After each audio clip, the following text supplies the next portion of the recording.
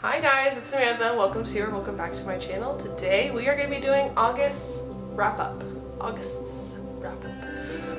I read 8 books in total.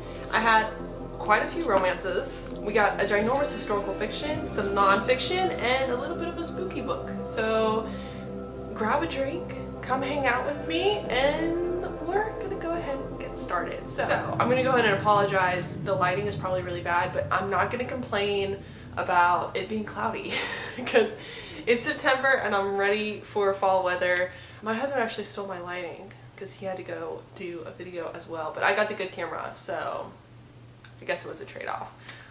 Anyways, I'm gonna go ahead and jump right into it. I think we're gonna go with in order that I read this month. I think that's what we're gonna do. So we'll go ahead and start off with the buddy read I started, which is The Pillars of the Earth. This is a historical fiction based in like 1100s. This is like medieval time setting. This is about the building of a cathedral, a literal cathedral. As boring as that sounds, this had me by the throat for like a good solid 2 weeks. It's about 800 pages. This was amazing. I still think about it. Like, I was sitting at the dinner table the other night looking at my kids and thinking about this dang book. It's dramatic. It is unsettling. It's very heartfelt, as weird as that is. So we are in a medieval setting, so there's a lot of violence, I would say. Sexual violence, violence in general. There's some gore. There's like really like crime and punishment sort of issues going on here. So it follows a mason, Tom, who is looking for work. That's where you start. He's looking for work in order to support his wife and his 2 kids. He's unable to find work, so he's kind of like poverty stricken.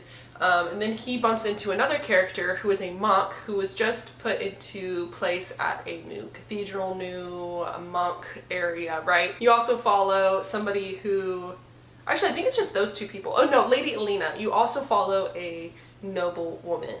And like all the politics that plays into this, like it's very like day in the life, but it's in a way that is very intriguing. Like it keeps you coming back. The cliffhangers are real. Like they are real.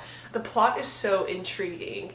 We need to keep a marker on how many times I say intriguing. I noticed on this channel I say it quite a bit, but I have to tell you, like it just captures your attention and continues to keep it with like the cliffhangers. It makes you invested in every character and their journey.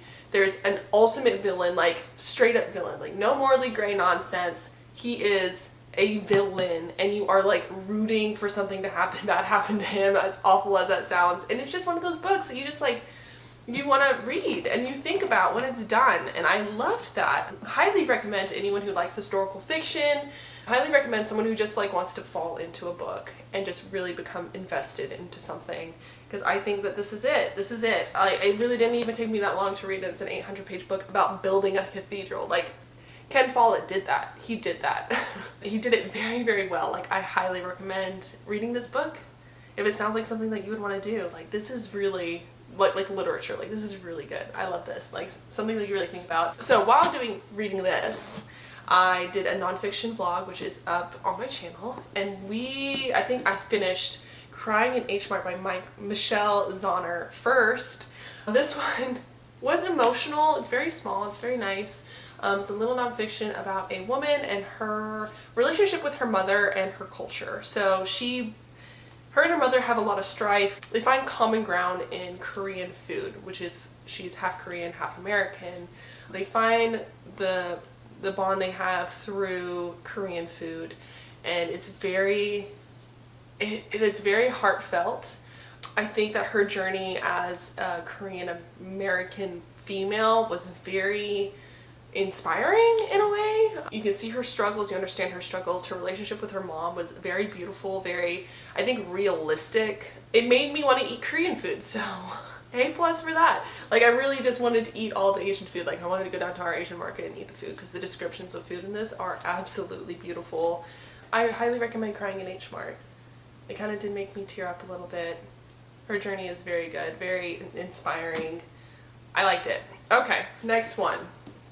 Every Falling Star Every Falling Star by Soonju Lee was the next nonfiction that I read. As funny as it is, I didn't mean to do this. They are both about, well, this one's about South Korea, this one's about North Korea. They are both very centric around food. This one, the abundance of food. This one, the non-abundance of food. This one follows Sung-Ju Lee, who was a boy in North Korea.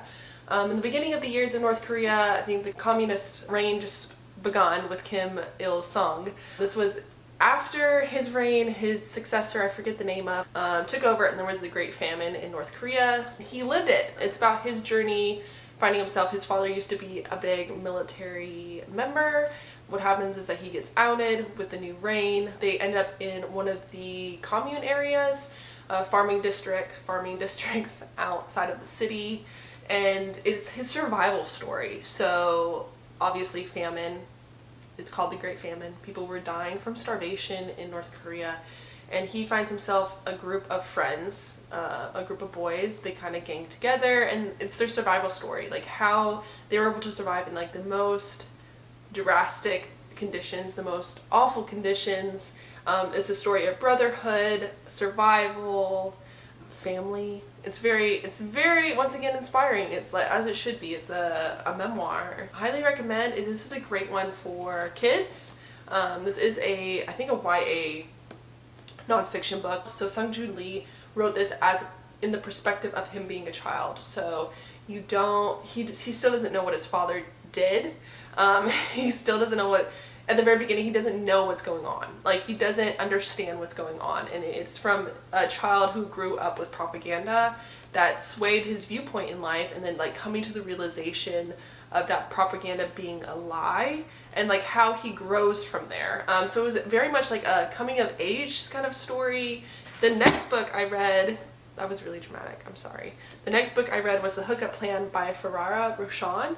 I didn't like this. This is the first romance book I DNF'd, and I felt really bad about it, because normally romance books I'll just like push through, finish it, might just be a 1-star. But I didn't finish this one, and I feel like it might have just been because the premise of this is that they hook up at the very beginning. I guess I should tell you what it's about, my bad. It's London Kelly and Drew. They were enemies in high school. They come together at a reunion, at a high school reunion. She comes up with something like the hookup plan, which is like, I need a stress relief in the form of relations with you. And he's like, sure, that's fine.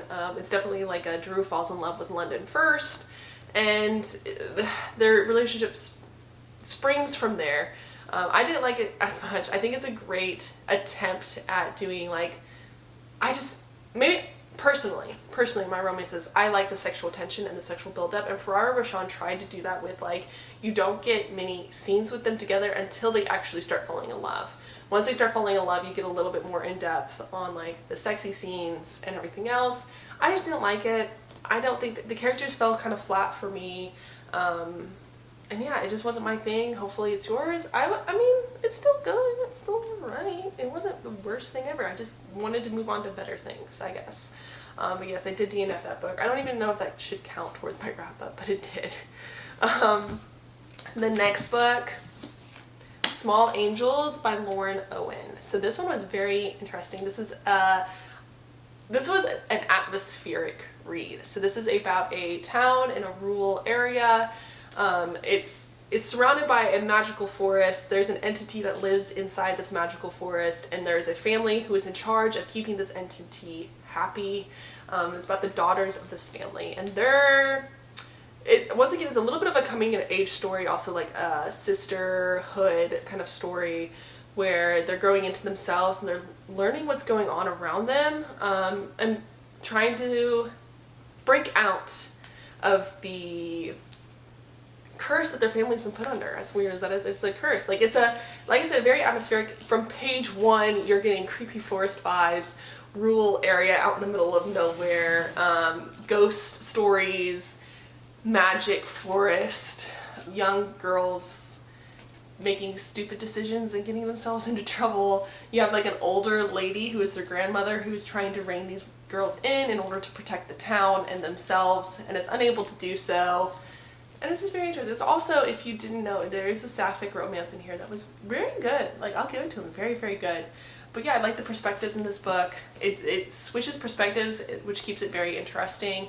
You get some perspectives of the of the girls, and then it switches to a couple within the town, and then it goes to a other character who's associated with the girls, and then it also has a perspective of the grandmother. So I think that really kept it engaging. It probably could have been about, the downside, I think it could have been about 100 pages less, and it would have been a little bit more impactful. It did drag along there at the end, because like, while I think that Lauren Owens was trying to create suspense, it kind of drug on. I wish it would have been a little bit faster paced at the end, but highly recommend for any sort of like atmospheric dark reads that you want to consume during the fall season.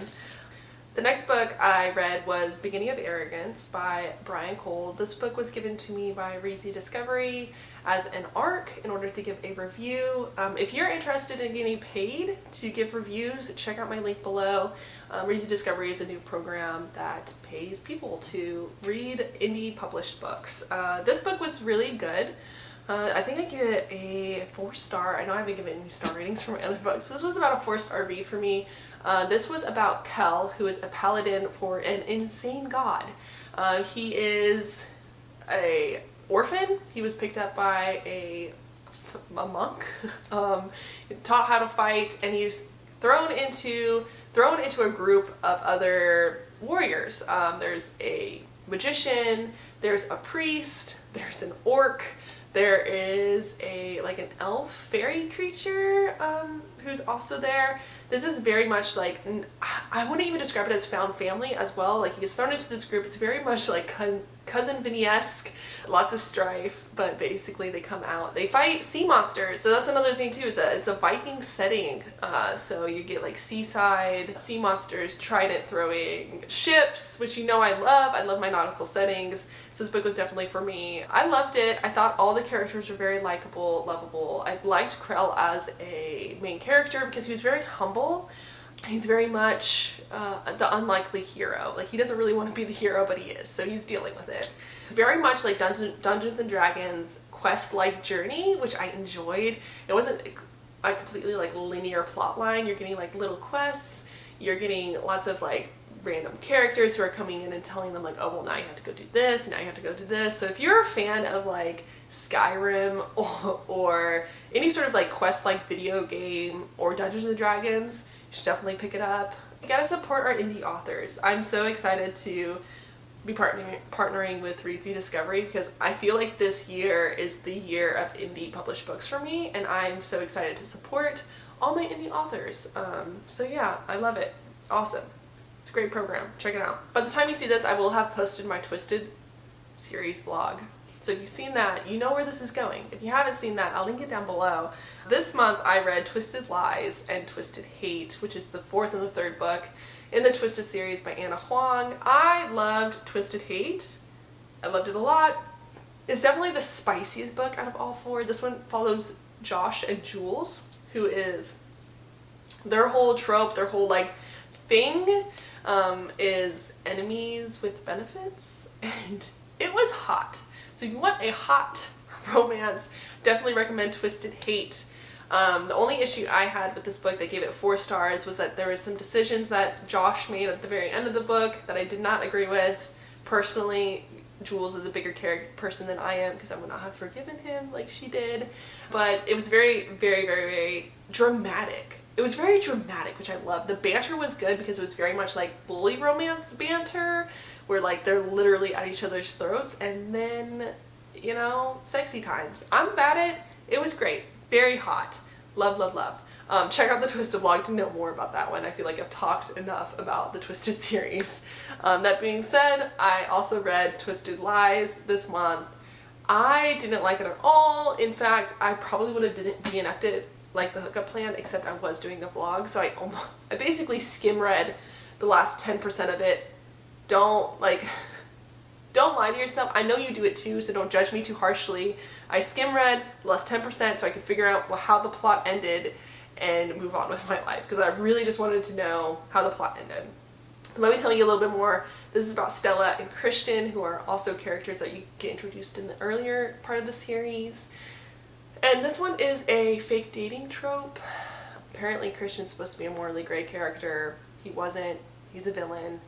And there is like, Stella is a supermodel social media queen. They get involved with each other. There's a stalker situation. I didn't like it. I just didn't like it. It was like a 2-star book. Out of all the books in the Twisted series, this one was my least favorite. Like I said, go ahead and check out the vlog if you want to know more in-depth thoughts on it. But yeah, that's it.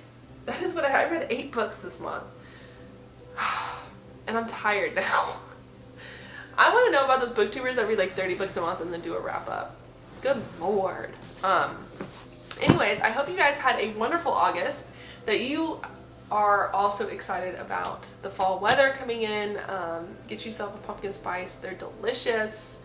And I will see you guys later in the month. Don't forget to check out the vlogs. I will link them down below. Don't forget to check out Reedsy Discovery as well. Get paid to read some books. Like, isn't that the dream? Anyways, that's it. I will be seeing you guys next time. Bye.